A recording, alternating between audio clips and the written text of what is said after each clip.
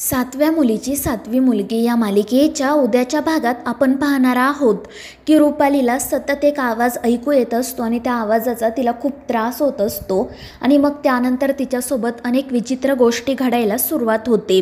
रुपालीला असं वाटत असतं की हे सगळं काही त्रिनयना देवी आई करत आहे, त्यामुळे ती खूप चिडते।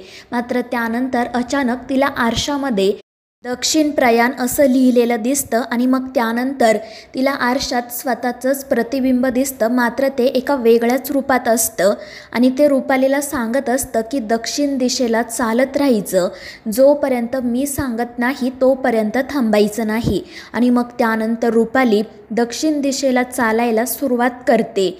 तिच्या मार्गात अनेक अडथळे येतात, मात्र ती काही थांबत नाही। तर दुसरीकडे नेत्राला ही गोष्ट समजते की कोणीतरी रुपालीला दक्षिण दिशेला बोलावत आहे। तर मित्रांनो, आता या दक्षिण दिशेचं नेमकं काय रहस्य असणार हे बघणं रंजक ठरणार आहे। या मालिकेच्या पुढील भागांच्या अपडेट्ससाठी आपल्या चॅनेलला सबस्क्राईब करा।